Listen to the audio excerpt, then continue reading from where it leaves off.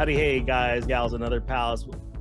Actually, I think it's only appropriate that we start this off correctly. Cue thunder, cue spooky organ music. Welcome, howdy, hey guys, gals, and other pals, ghouls of all ages. Welcome to Shadowrunning on Empty, where we fill your blood bowl with delicious knowledge and lore. Okay, I can't do that the entire time. I will die.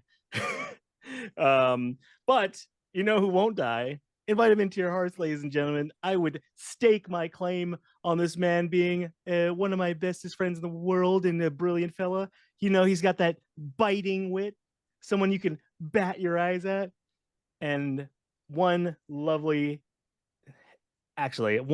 Dracula-lovely individual. Hey, Austin, how's it going? It's going. I think. After that, I need a second. Hang on. Yes, it's going well. I've taken a second to consult, and the going is still well. So Fantastic. that's good. Speaking of going well, we have somebody else who's well going here tonight. I'm losing the thread here, so easy take over for me. 1, 2, 3 people in the chat. That's my contribution.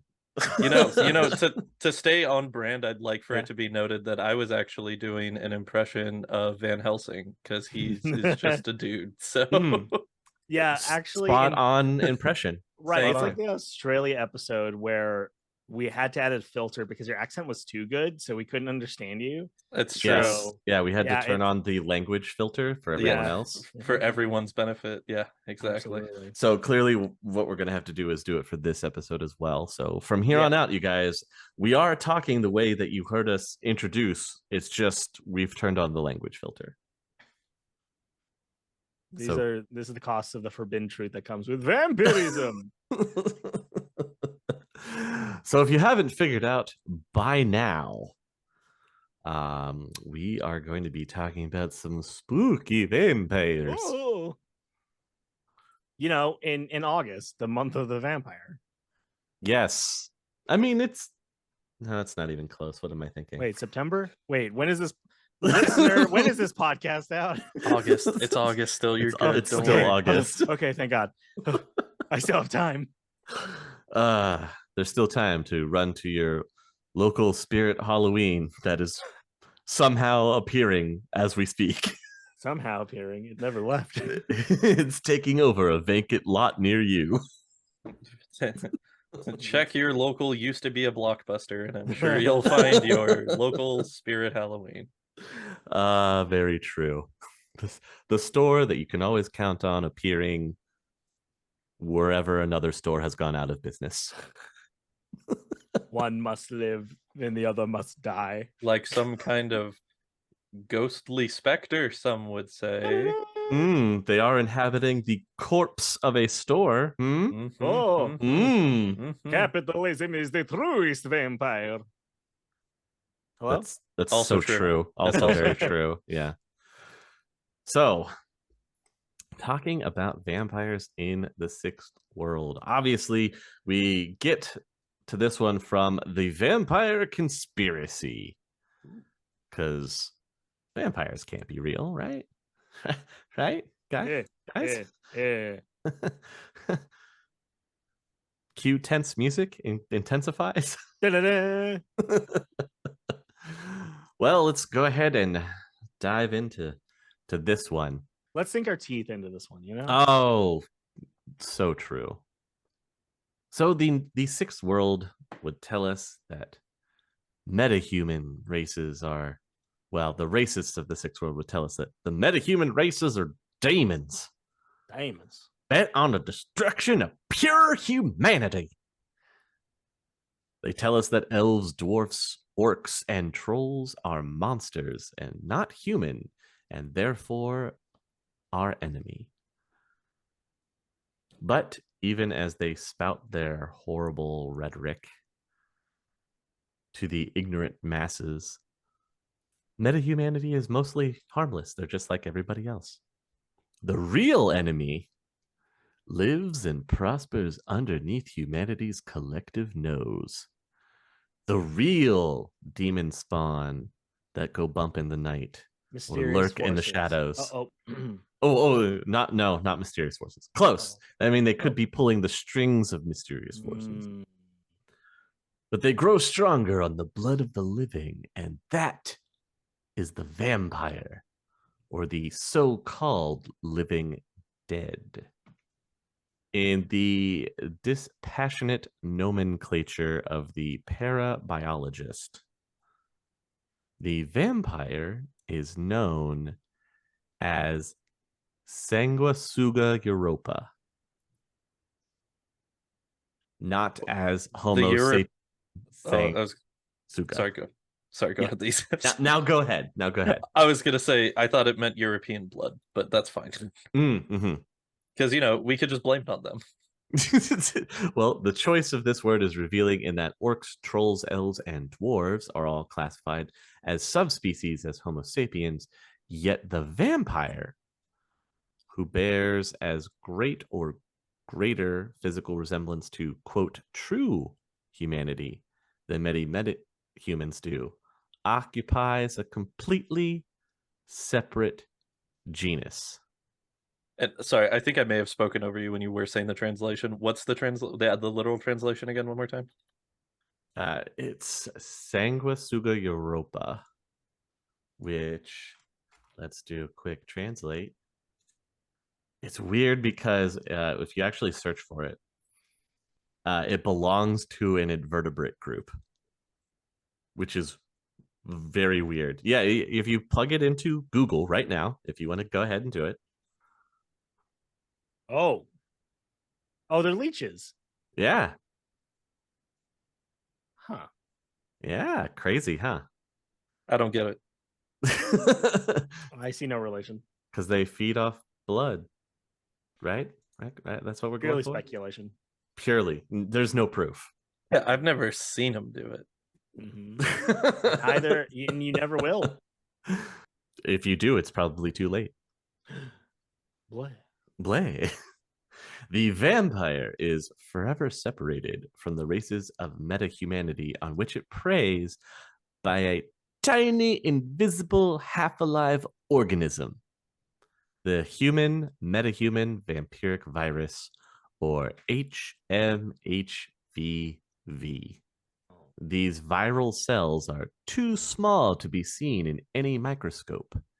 Yet these tiny creatures transform their hosts so utterly that once normal human, dwarf, elf, or whatever else have you becomes a creature completely removed from humanity. Vampire may appear human, but the resemblance stops at the beast's cold, clammy skin. For once infected, the human or metahuman victim of vampirism is dead. In the victim's place is born a devil from the darkest heart of creation, a thing reared in darkness and nurtured on innocent blood. Because that's its reputation. It's pretty rude. Well, wherever it goes, fear and suspicion follow the vampire. Humans and metahumans know that vampires are predators, vicious and merciless, held at bay only by their minuscule numbers and the protection of daylight. Most vampires withdraw from mortal society entirely, emerging from their dark layers only to feed. Often bitter loneliness drives them to band together for what little compassion they can give each other. Most people believe the harmless facade that the Ordo Maximus has deliberately constructed. They see this hermetic order as a social club for well-heeled Britons with an interest in, though not necessarily any talent for, the matters of the arcane. Many wealthy and powerful individuals join the Ordo out of intellectual curiosity or as a mark of status. And these unknowing pawns pour their fortunes into the organization's coffers without ever progressing beyond the lowest ranks of initiation. They have not the slightest inkling that their monies are financing their own downfall, along with the rest of metahumanities. They don't realize that they are giving aid and comfort to the greatest enemy metahumankind has ever known, because they do not know the terrible truth. So they're winning at the masquerade, is what you're telling me. I am telling you that they are deep into the masquerade. At its highest levels, the Ordo is the tool of a secret cabal of at least half a dozen vampires, maybe more. All are skilled initiates who use the Ordo's funds and political connections to conduct biomagical research well hidden from the public eye. So their goal is simple and terrifying. They seek to create variant strains of HMHVV, new viruses that will confer the strength and weaknesses of vampirism at the Ordo's sole discretion. Basically choosing who becomes vampires. Wanting to control the influx of new vampiric infected. That is their goal. And in the process, like, just devastating mankind, I would imagine. Well, yes, but not so much to the point of where they wouldn't still have food. Does that make sense? So it's more of a selective. You have to raise enough livestock infection to be slaughtered, but also enough to make more food. This is their goal and what they are looking into. So more about the Ordo Maximus, since it is the secret society for vampires. Supposedly, the Ordo Maximus has a membership of around 3,000. Just worldwide? Mr. Worldwide? Yes, the full membership, 3,000 worldwide. They are a semi-secretive magical society whose headquarters is believed to be somewhere in Eastern Europe. Monthly meetings are required, and there is a ritual that includes an oath of loyalty to keep the secrets of Ordo Maximus.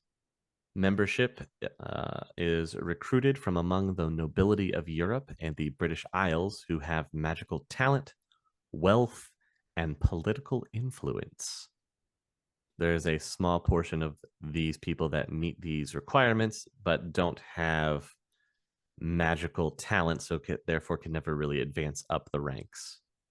But you know, they try their hardest. They really do. That's what really matters.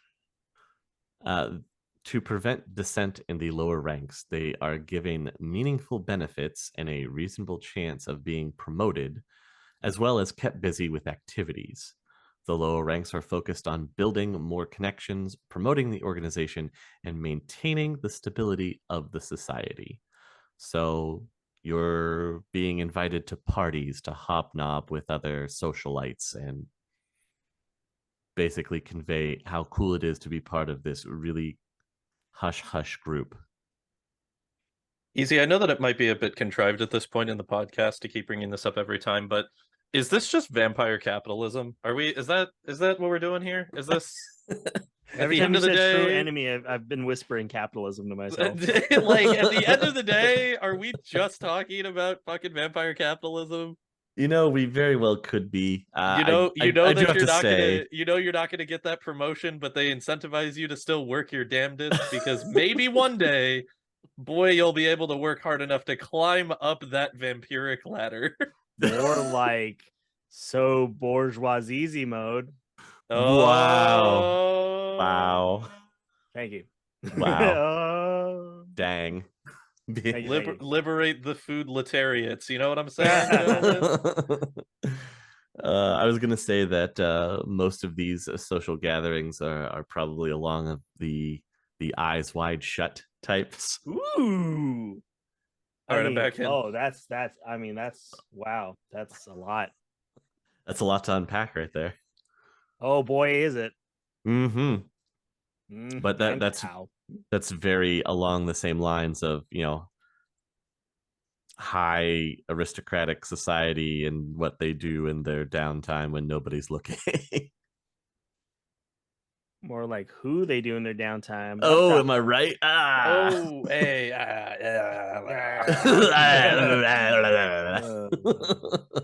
Yeah, funnier. We try to.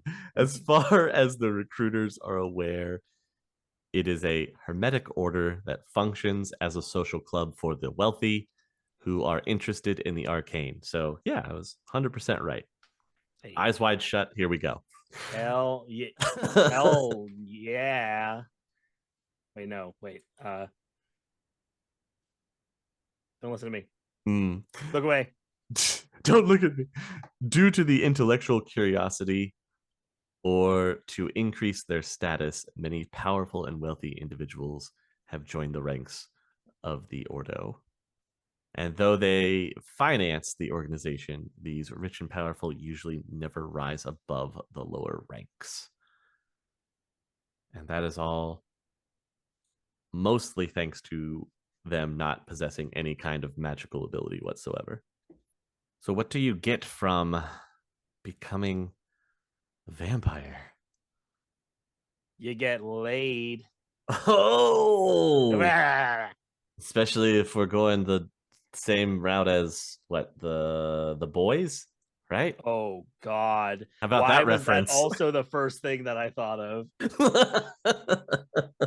In this vampire's powers, they turn really tiny. I guess mine was Interview with a Vampire, but I guess that's just me.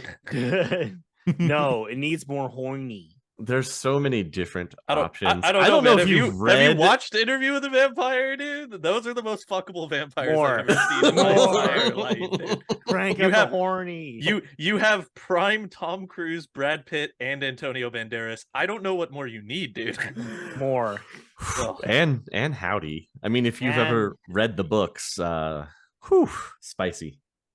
Yeah, it is not implied in the books. It's just straight up a fact. Hell yeah. Very true. Very true. So in the sixth world, the physical changes that the virus causes in humans and metahumans are widely known. It increases the victim's physical strength, their reflexes, and their sensory acuity, stops the aging process, and it makes its host immune to virtually all diseases and toxins. Vampires are said to have very few weaknesses, save for their fatal allergy to sunlight. Vampires can also transform their bodies into mist and regenerate tremendous amounts of physical damage, or so it is alleged. Most frightening of all, they must feed on the life energy of humans and metahumans. The vampiric leaders of the Ordo Maximus believe that each of these changes can be isolated and individually added to or removed from the primary HMHVV viral strain. Gene splicing. It's at this point in the podcast that I'd like to say, welcome to Vampiric Park. Blah, blah, blah, blah, blah. Blah, blah, blah, blah, blah, blah, blah. Oh my god. You bred true vampires? But man, they were too busy asking themselves if they could. They never stopped to think about if they should, all right? Thank you, Dr. Malcolm. Oh man. Even now, the Ordo Maximus are bending every resource at their disposal toward accomplishing this end. In order to put their discoveries to a truly horrifying use, they plan to create custom viruses that will confer any or all of these physical changes in various combinations to their chosen victims. And if they can alter the gene at that level, you'd think that they'd be able to remove the fatal allergy to sunlight. Look, they're getting to that, all right? It's on the docket. They just haven't quite gotten there yet, all right? They already brought it up in the last board meeting, but, you know, we just... Until then, we're going the way of Blade 1 and wearing copious amounts of SPF 9000. Yeah. Listen, you just get in your biker gear, put your sun visor down, and you can watch the sun. You can watch the sunrise as you melt your enemies on the beach. I don't know what's wrong with that. Yes, watching them not only melt but explode Uh-huh. in fiery conflagration. Man, Deacon Frost was such a cool bad guy. Oh my god.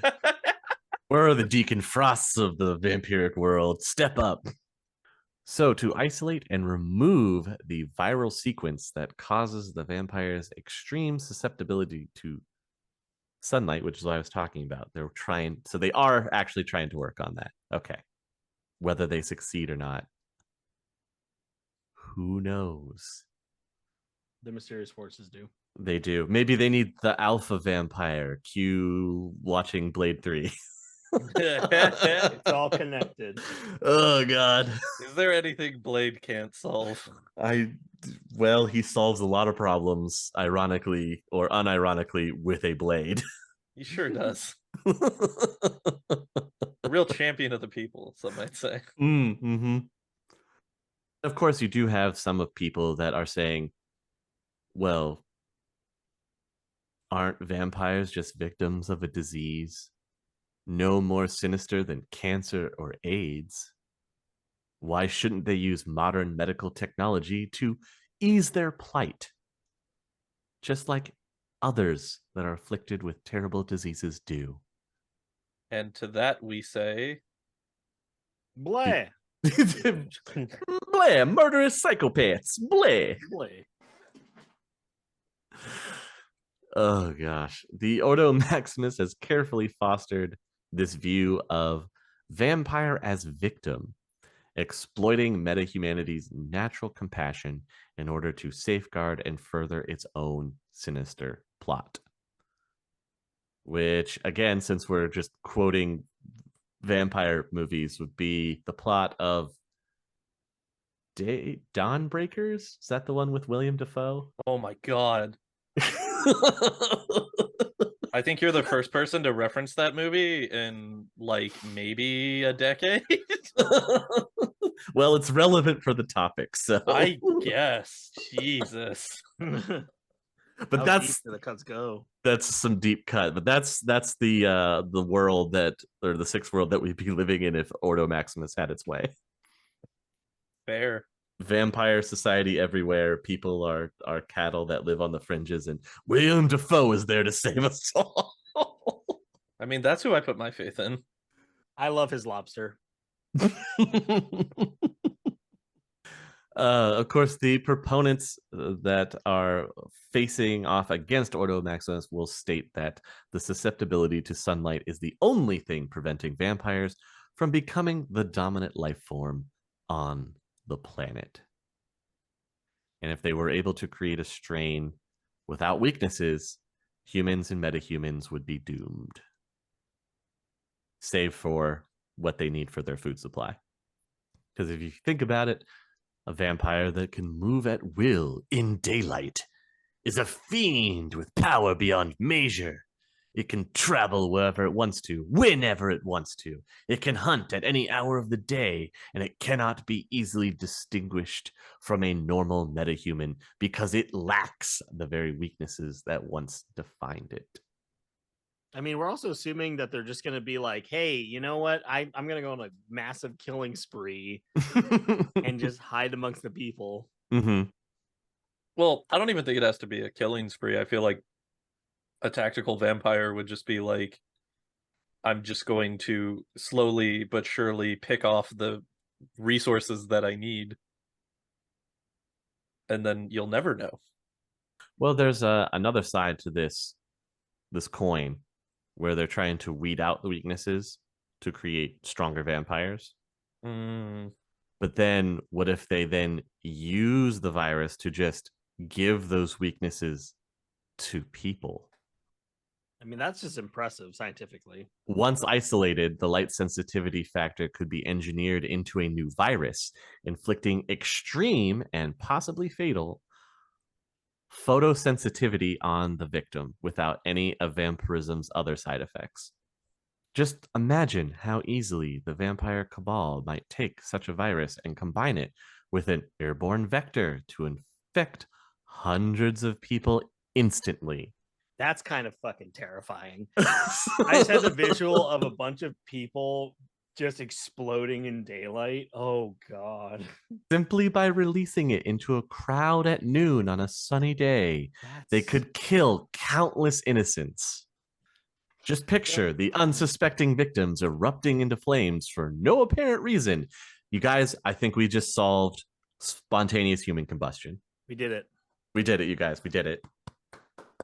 Way to ruin the ending of Fire Force. Damn it.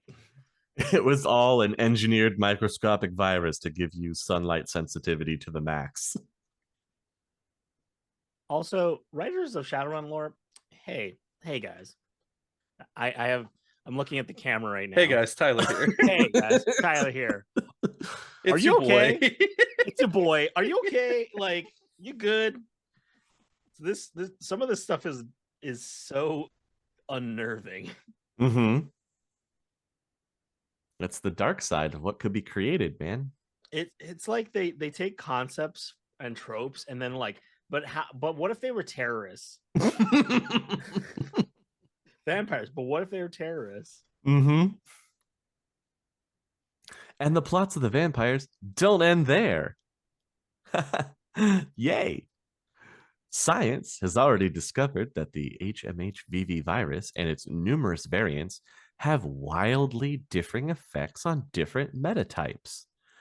The vampires of the Ordo Maximus intend to isolate these as well and use them to create monsters of their own devising. To take one example, humans, elves, and orcs retain normal intelligence after infection with HMHVV. Dwarves and trolls do not. If the vampiric cabal can determine the reason that some metatypes retain their mental faculties and others don't, they can convey intelligence on infected dwarves and trolls, or take it away from infected humans, elves, and orcs, creating mindless feeding machines of powerful creatures with malign intelligence at their whim. I gotta say, again, that would be really impressive scientifically. Right? All from one virus. Hey, but wait, there's more. I know, you thought it was over there. Shadowrun, it never ends. It never stops. But worse even yet, the loop Garo are rendered sterile by the HMHVV2 virus. However, the same viral strain endows Bandersnatches with an extraordinarily high fertility rate. How fertile are they? So fertile. They wanted to make it canonical that these vampires fuck. Formians, which are trolls infected with HMHVV2, develop impressive resistance to magic. And goblins, HMHVV infected dwarves, appear particularly resistant to fire. Each of these characteristics is the effect of a particular segment of the virus, RNA acting upon certain cells of the host body. If these attributes can be isolated and combined at will, the vampiric cabal will be able to artificially create monsters of untold destructive power. Whee! Imagine a troll infected with a custom strain of the virus. In addition to its already fearsome size and strength, it can be endowed with the classic vampire's abilities to transform into mist, regenerate damage, then the Formian's resistance to magic, the Goblin's tolerance to fire, and the Bandersnatch's adaptive coloration and high reproductive rate. Such a monstrosity, virtually impervious to harm, ravening for blood and able to reproduce, would cut a swath of destruction wherever it went. How about that? All from one little old virus. But even more dangerous. He thought it was done again. Even more dangerous are the vampire studies of the creatures known as vampiric pawns. Currently, such creatures can only be created by a lengthy process involving significant quantities of the vampire's own infected blood, often combined with drugs and magical coercion. The sinister masterminds of the Ordo Maximus are attempting to determine the specific biochemical elements that make the pawn so desperately obedient to its master. If they succeed, they will have the means to swiftly turn any opposition into an army of slavish followers. Imagine if they then transform those followers into the vampiric monstrosities that we've already talked about. Huh? Huh? Is the idea here that if they turn people like are we talking about like random people or people they choose? Anybody. If they turn them into a vampire, are we just assuming that they're going to join their side? Well, they feed them their blood, right? Okay. And that turns them into a vampire pawn, which is a lengthy process. Okay. Which makes them like a slave to whoever blood they've been drinking, right? And then turn them into one of those crazy, awful vampires that we already talked about. And now they're a mindless drone that is subservient to the master vampire.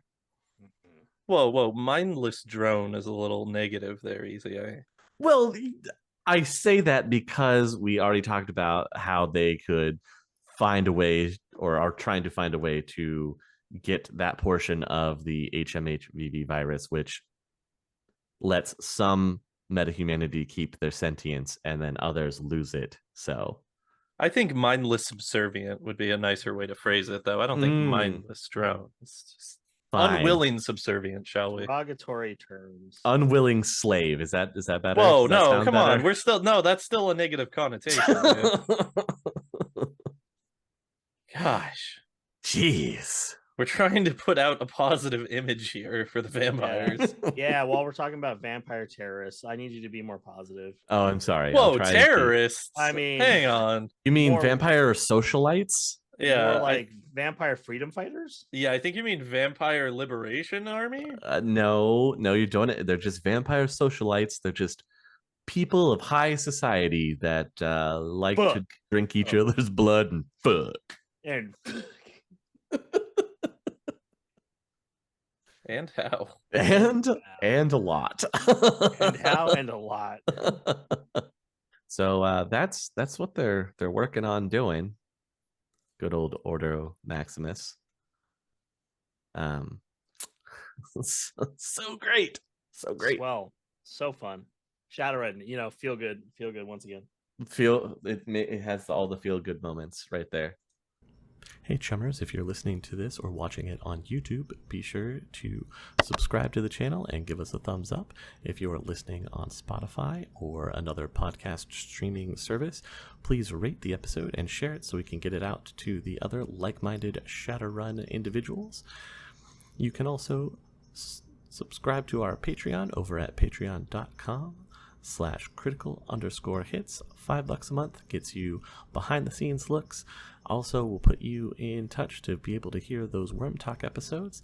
And finally, you guys, down in the description, you will find an affiliate link for DriveThruRPG.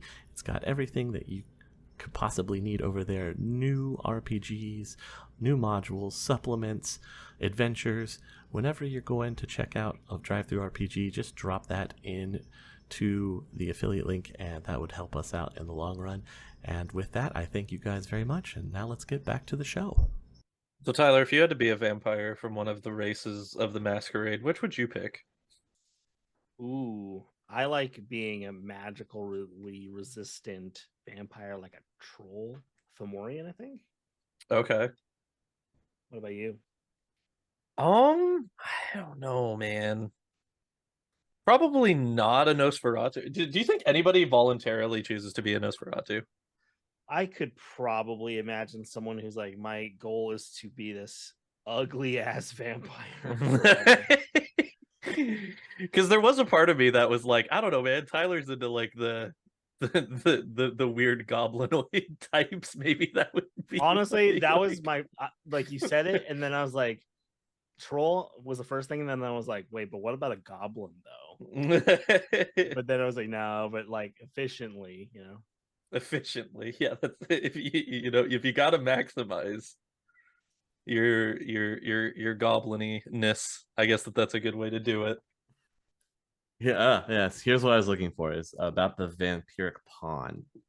So to identify a vampiric pawn, the vast majority of known pawns are human, and only biochemical analysis can distinguish vampiric pawns from normal humans or metahumans. Many experts suggest using a variety of pseudo-vampiric signs as indicators of the vampiric pawn classification, but even fuzzy set theory has so far been unable to define the species. The best leads for identification are biochemical. Vampiric pawns depend on the blood enzymes and other serum proteins of a vampire or Nosferatu for their continued existence. If they fail to receive a regular dose of such proteins, pawns become lethargic, comatose, and finally die. And good riddance, I say. This biochemical addiction appears to be far more serious than human or metahuman addiction to any known pharmaceutical. Further study of the few vampiric pawns available for research shows that no common addictive factor exists. A different variety of blood proteins may develop into an addictive substance in different pawns. So if you're a vampiric pawn, you're addicted to the blood enzyme. They just can't prove that you're addicted to the blood enzyme. Just take my word for it, man. I'm really into it. Easy. Have you do you have a preference on if you were going to turn into one of these metahuman vampire subspecies? Oh, if I have to be a subspecies? Yeah. And not just a regular old vampire? Nah. I don't subspecies. Yeah, for me, I was thinking the Fomorians because it's just I don't know, it's just cool. You would go for the just like a Fomorian magically resistant vampire seems pretty good. And trolls are pretty sick. They are pretty tough. Jeez, that's a good question. No, those are messed up. Anything from Strain 2 gets kind of weird. Like in a sexy way? No, not usually. Man. No, they mutate and get super weird. Like for example, I know we talked about this when we talked about the HMHVV virus. The orc with strain 2 becomes a thing called a Grendel. Oh. And their tusks protrude more, their limbs kind of distend, so they get a little longer. They're stronger. They usually have matted head and facial and body hair, and they generally move on all fours rather than on two legs. So they get weird. I need to look this up. I have to see for myself. Oh God. Did you see the picture? I see now. Mm-hmm. Oh. Huh. Yeah. I mean, none of these are charming. One of them, folks out there, if you look up Grendel, the first thing that pops up made me think that this was a Sasquatch mailman. Yeah, they're not great. Fomorian isn't that charming either. Maybe the elf variant, a banshee, maybe. Now, yeah, because I'm trying to see like what this would look like. Like if I actually get to choose, I'm sticking with basic vampire from a human. Word. I guess I've never seen banshees as anything corporeal, but vampire banshee is a thing apparently. Mm-hmm. So a little bit more in depth about vampires in the sixth world. The vampires are typically thin and pale and suffer from the chronic essence loss. which can only be stemmed by draining the essence of others. And that is most often through a blood link or them drinking the blood of their victim. Those not outright killed in the transfer often find themselves sharing the vampire's affliction. So the bite can transfer the disease. Vampires become sick within the hour if they consume anything but blood. And apparently they have particularly bad reactions to alcohol. Oh no! Just for vampires in general. Mm-hmm. Oh, you're gonna have a drinking problem one way or the other. Most vampires display a number of powers, including the enhanced senses, immunity to age, poison, and disease. Some have the ability to turn into mist. Some have rapid regeneration of damaged tissues. Many vampires display magical ability, and the transformation into a vampire sometimes unlocks hidden magical potential. It's also speculated that these vampires that have these magical abilities or that unlock their latent magic ability after turning and are therefore able to study and use magic are the source of some of the legends from vampires of their ability to change into animals or to mesmerize their victims. Oh, like the magical potential that was awoken is Yes, like weaved them. into lore. Yeah, them actually learning spells Oh, is what it's linked to, not just an innate ability for them to be able to do it. okay. Now, in this thing that you've read for this, Mhm. do they go into? I guess I'm trying to see, like, because there's so many interpretations of vampires. Do they go into like the campier stuff, like allergic to garlic, or stake in the heart, or being invited into a home, or running water? So that's actually kind of interesting Mhm. in that the one thing that all vampires will share amongst themselves is the severe allergy to sunlight. However, other vampires and variants will show an allergy to other substances such as garlic, wood, silver, or holy objects. Okay, gotcha. And this could be linked to what their background was before they became infected, but it hasn't really been completely mapped out. Because obviously the vampire in the sixth world isn't going to tell you what it's weak to. Oh, I guess so. So some of the traditional tropes could hold true.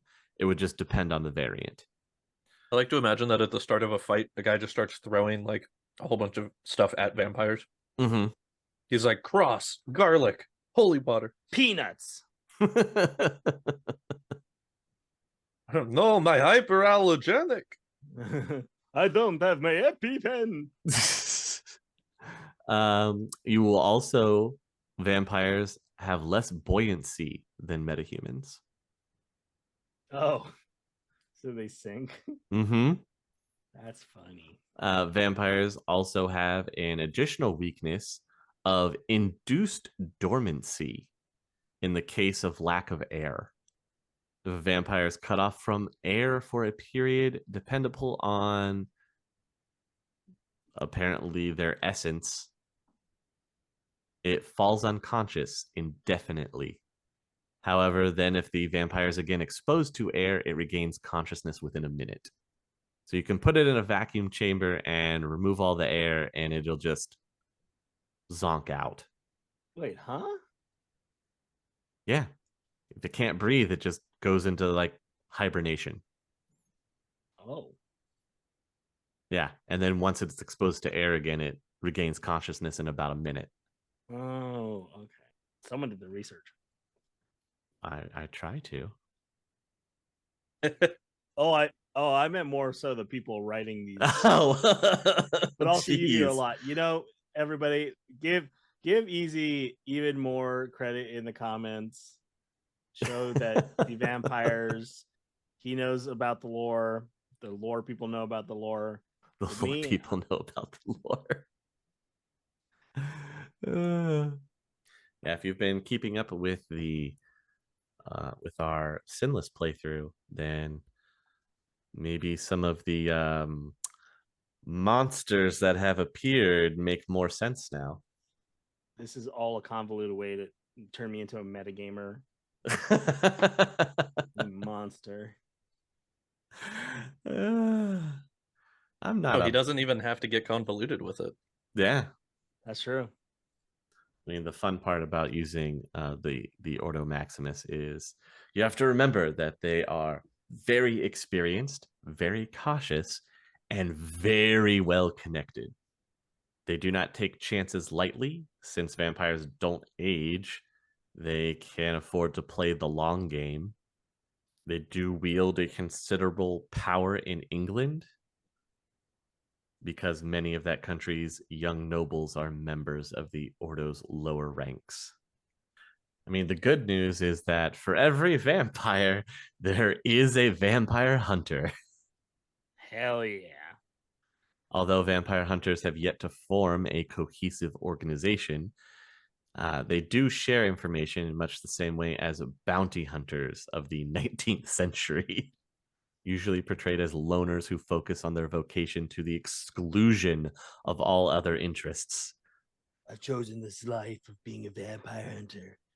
I'm gonna go in alone. I don't need a partner. Mm-hmm. My backstory is so tragic. I'll never love again.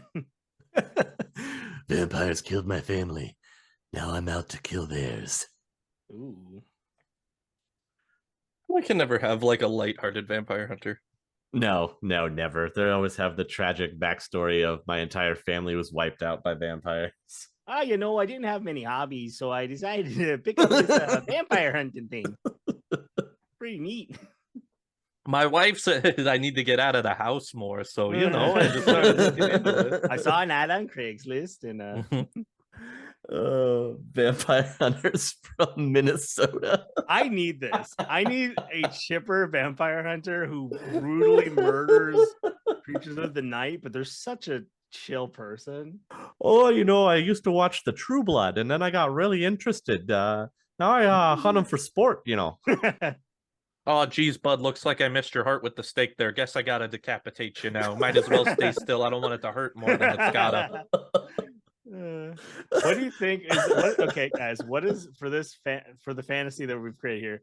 Mm-hmm. What is the most chill name for a chipper vampire hunter? First thing that came to mind for me, Dale.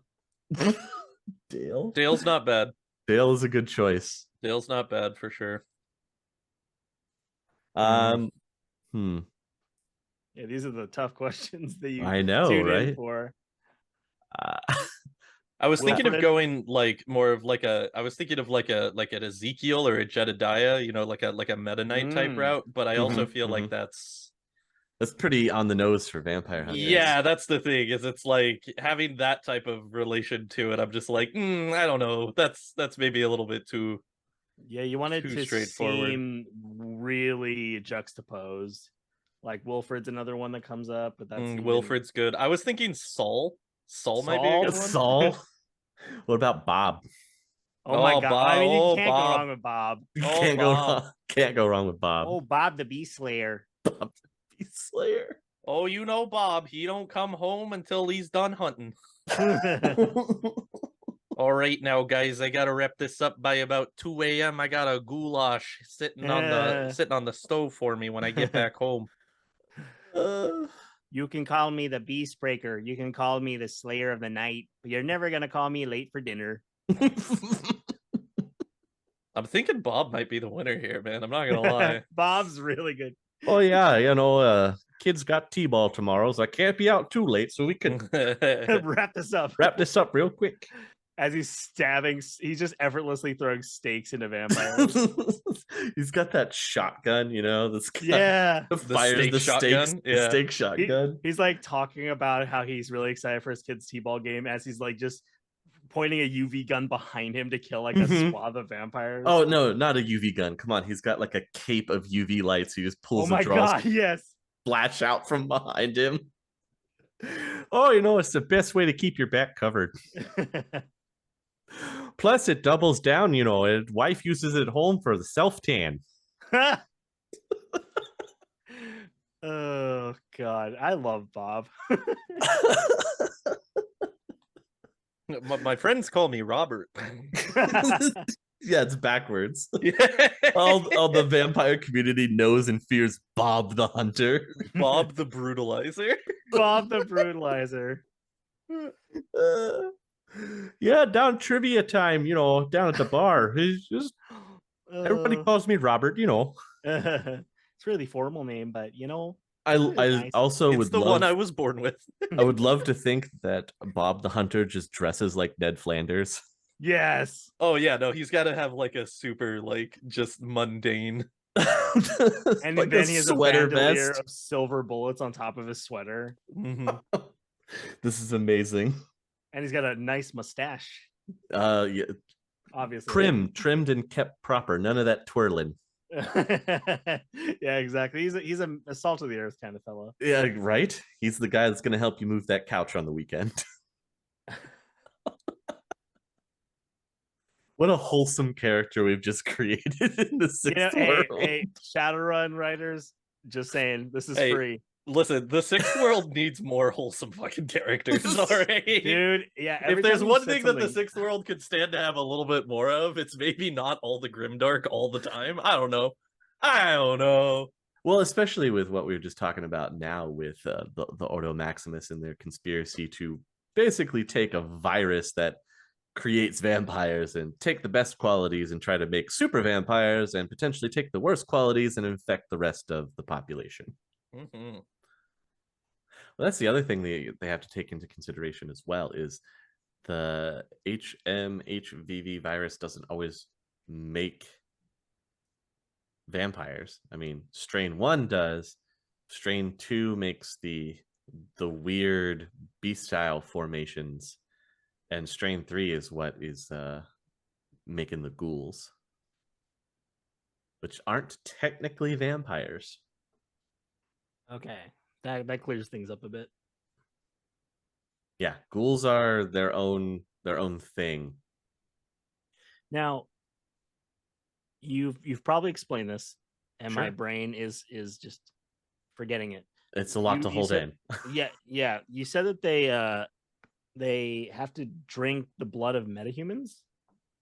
Humans or metahumans. Vampires. Oh, humans or metahumans. Oh, okay. Yes, they have to drink basically sentient blood. They must drink sentient blood. Whoa. Yeah. That's mean. Gotta survive, man. Can't drink from a cow. I mean, it says blood link. You're draining the essence, so as long as the creature has essence, I suppose. But animals generally have a lower essence count than intelligent creatures. Makes sense.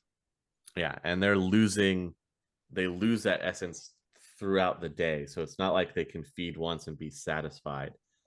I'm pretty sure they have to feed almost constantly, which makes them even more dangerous in that regard. And when your essence is drained to 0, you're dead. Oh, that's right, huh? Yeah, you're dead. It's why Street Sams and everything can cram as much cyberware as they want into them, as long as they have point so much essence left. Because once you hit 0, you have no more life energy. You're done. You're done. Which makes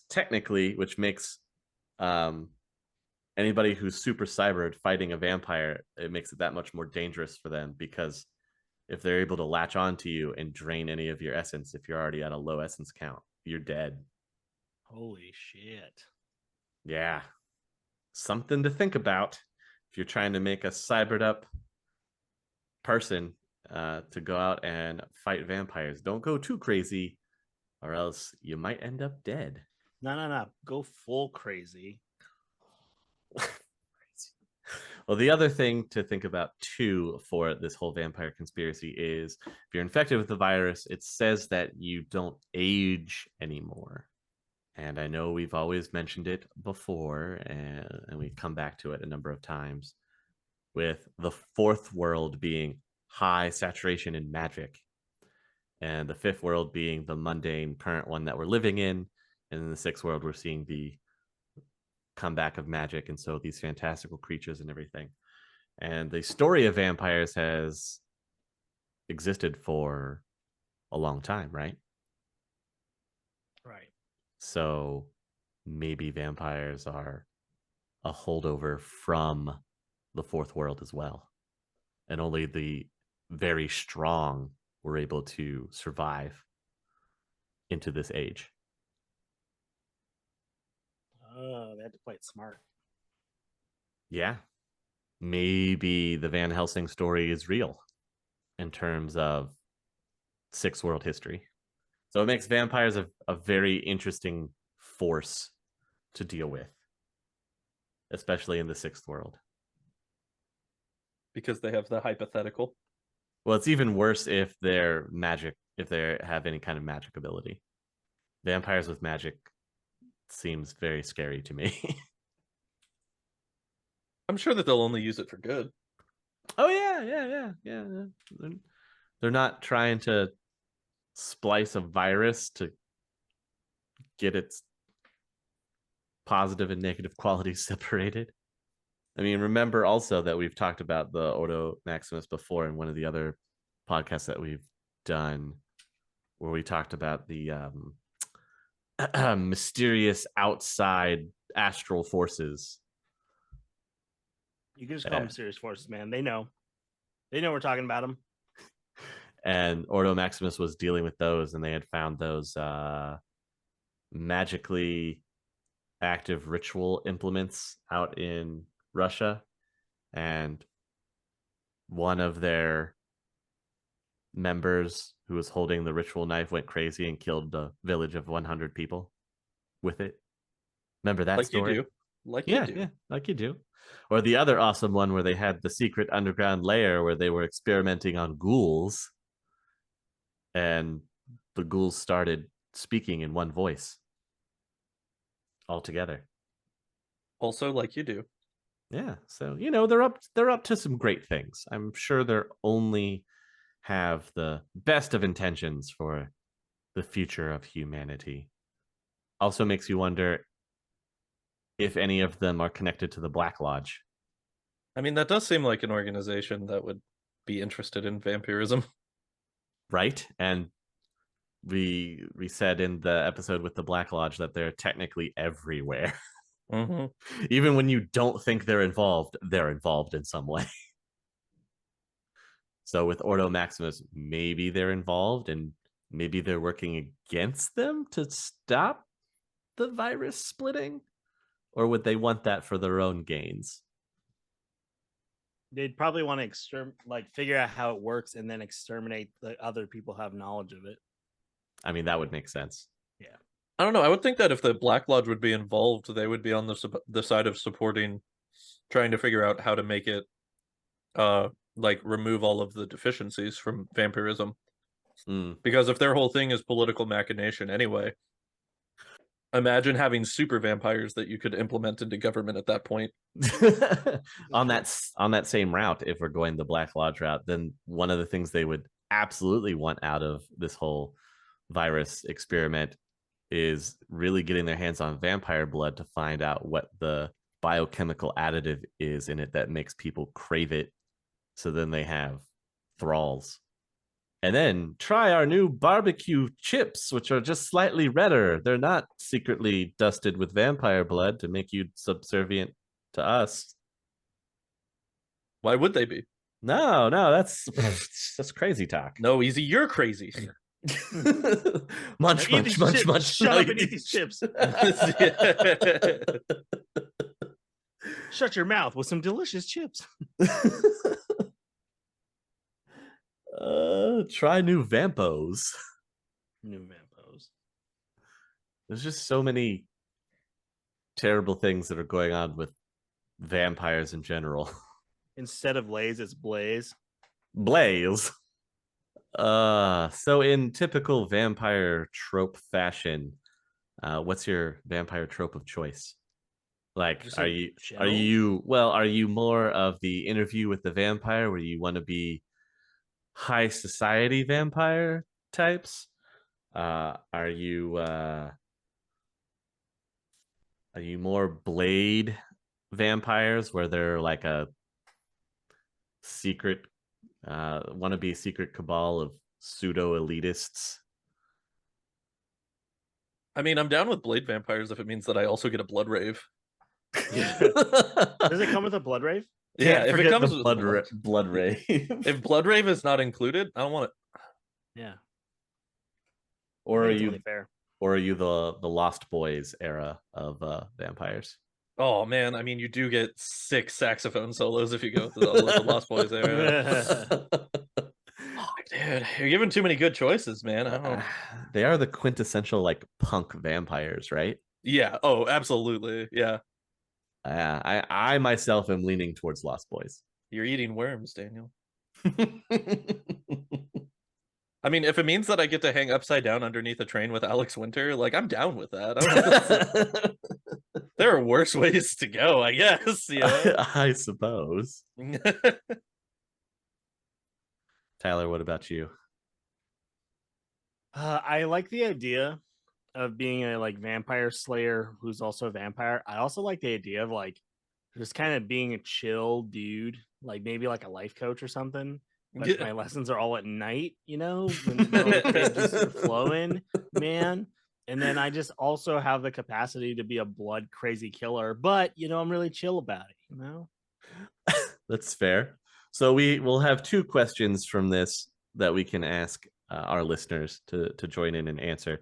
One being, what vampire type are you going with? Are you going the old school style? Are you doing the new wave? Are you into the punk vampires? The ones that I will absolutely banish from all of existence are anybody that says Twilight. Those aren't real I was vampires. just gonna bring up Twilight. Come on, don't be it's that not guy. real. Don't be exclusatory. Man. Okay, they're not even vampires. All right. Yeah, I mean, listen, They are gargoyles. They're gargoyles, not vampires. Welcome to my TED Talk. If you exclude Twilight from this election, then what are our cost listeners supposed to choose? Because as we all know, according to Stephanie Meyer, there's no such thing as black vampires. So, like, what option are they gonna go with? Wait, I mean, I would like to point towards Blade to refute that claim. So, I don't know, man. I think that Twilight is a more successful franchise. Yeah. Also, I would like hurts. to throw my I would like to throw my hat in on a possible contention here for I would like to bring up multiple other possible options that we have not spoke of yet. I would love to hear these. Okay. I would also like to make it known that I have not yet solidified my choice, so I'm vamping a couple. Right if you will, I'm vamping a few options here that we might be able to go for. Okay, so for your consideration, option number 1 that I would like to present: JoJo's Bizarre Adventure. Oh my god! Oh my god!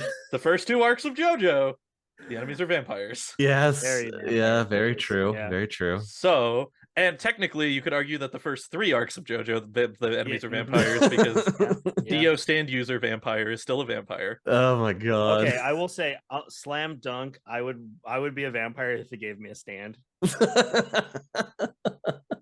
Also, there were other vampires because Vanilla Ice is also a vampire and he has a stand. So right. Yeah. Okay. Anyway, so that's number 1. Okay. Number 2 would be the What We Do in the Shadows universe of vampires. Oh my god! Also awesome choice. Where you could just be, shallow and pedantic and like a bloodthirsty murderer at the same time. Okay, this sounds more of my speed. Option number 3 that I'd like to present to the class: Buffy the Vampire Slayer universe vampires. Because then you get a mix of everything. And well, then you're also trying to summon demons to end the world. And you also get all the best quips if you go with that route. So a lot of good quips. That is true. A lot of good quips. And then option number 4 for all the weirdos out there: From Dusk Till Dawn. Oh, well, that's classic. You can't forget that Dusk Till Dawn. Because if you go with the From Dusk Till Dawn route and you decide to be a vampire hunter, you can have a crotch gun. And Okay. there's nothing wrong with sex machine. Nothing, you know what I'm saying? Nothing wrong with it. Nothing. So I would like to posit those also alternate possibilities Fair enough. to the fair enough. non-traditional quote-unquote vampire selection process. Yes, I was going very traditional in my selection process. And with that being said, I would probably I mean, if I could be a vampire specific, if this is all in the name of being a vampire, I would probably go for the What We Do in the Shadows type vampire. Oh, thank you, because that's what I would choose as well. Yeah, because then you get to have all the most fun. Yes, that is so true. And every time you need to make a quick getaway, you just go bat and you jump into the air and turn into a bat. And nobody can stop you. Especially if your name is Laszlo. Yeah.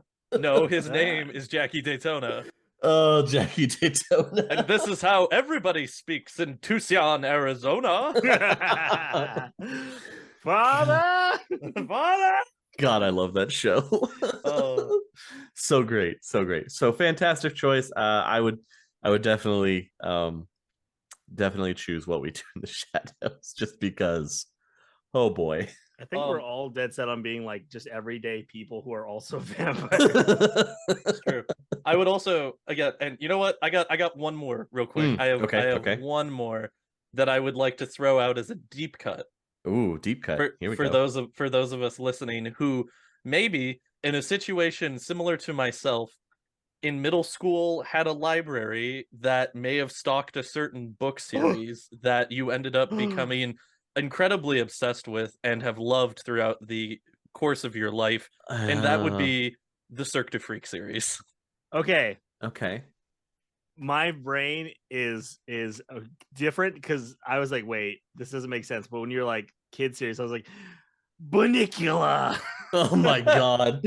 I mean, look, completely different. If you want to be a bunny vampire, you can absolutely be a bunny vampire. I'm not going to judge you on that. But ain't nobody stopping you.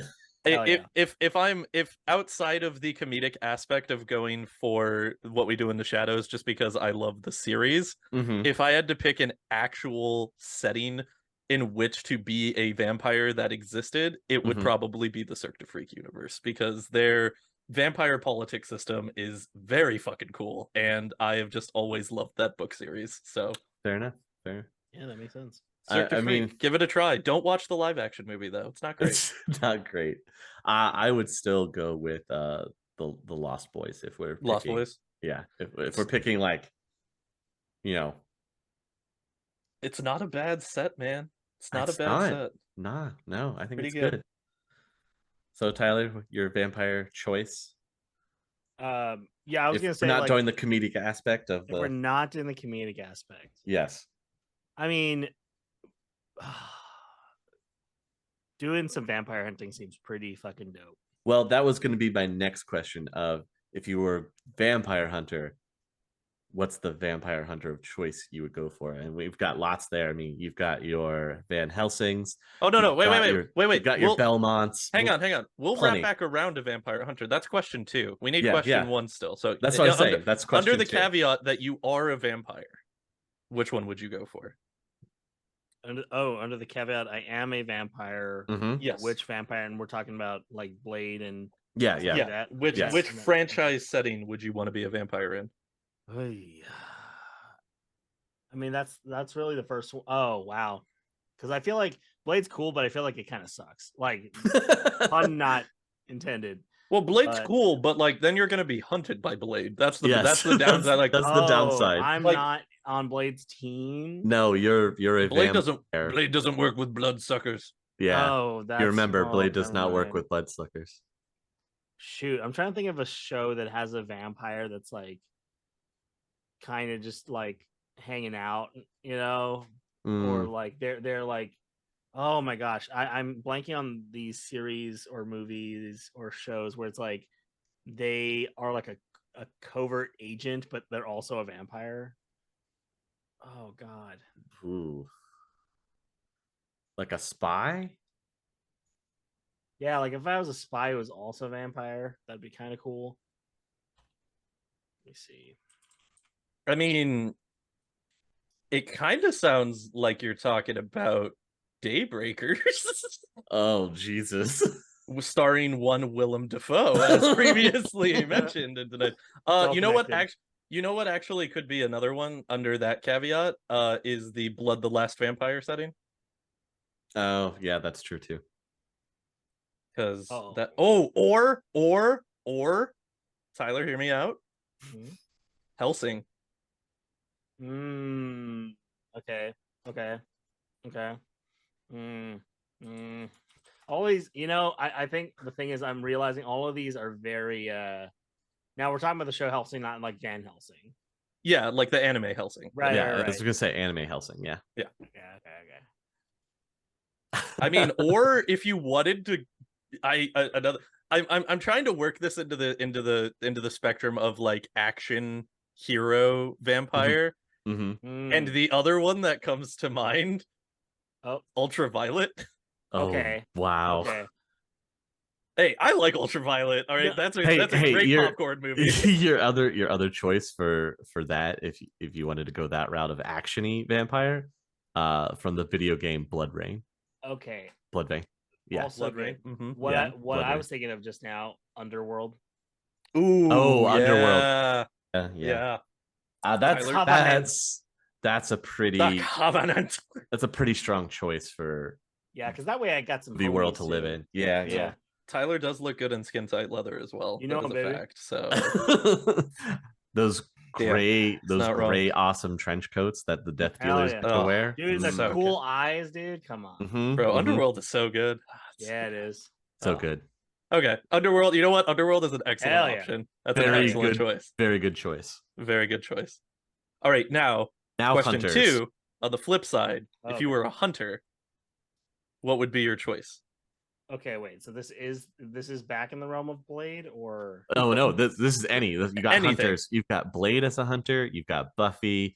You've got Van Helsing, specifically the Helsing, Hugh Jackman specifically. movie version of Van Helsing. Specifically. Bro, that movie's so good. I don't care what anybody says. That movie I is love so that much movie. fun. I Yes. fucking love that movie. Yes. I will you. not deny you the fun that Van Helsing is. Oh, the it's entire so time we were much talking, fun. I was like, "Where are you gonna start talking about when I turn into a huge man bat thing?" You want to talk about some sweet trench coats, dude? I would be in whatever realm gives me the coolest gadget that like this thing just turns into a like this thing is gonna fuck your day up kind of shit. I don't know, if you want cool gadgets, then I think you're going the Blade route from what Whistler can make you. It's true. Yeah, that is true. I mean, you get Underworld Whistler, also which had is a pretty little cool. bit of that. Well, but Underworld's like, so we're talking about not being a like you're a human who is hunting vampires. I see. Sorry, I'm getting in the mindset. It's hard for me to break Gotcha. Oh my gosh.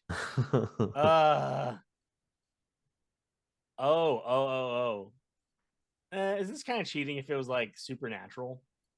No, that's not cheating. That's fair. Supernatural's in every, like, that's a blanket. Like that's in everything.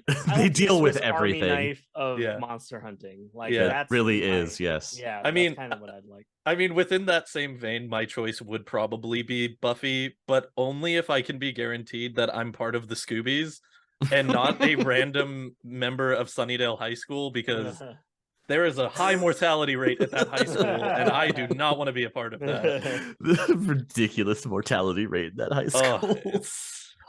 Oh, All right, we've made it to homecoming with more than half the student population. Hey, that's a first. My favorite thing is the fact that they actually touch on it in the graduation day episode. It's so good. It's so oh my good. god. They're like, so many people have died. Yeah, it's so, dude. Yes, I would choose the Buffy universe. That would be my. If I'm gonna vampire hunt, I'm gonna go the oldest of old school. And welcome to Clan Belmont. Yeah, Fair, man. There's nothing wrong with a little bloody tears, you know? Yeah. Belmont Clan. Here we go. But okay, so my question is, which iteration of the Belmont Clan would you want to be in? Oh, that's a good question. I got to deep cut you on that one. That is a very deep cut. I'm leaning more towards the Simon or Richter Belmont era. Okay. That's Yeah. fair. That's fair.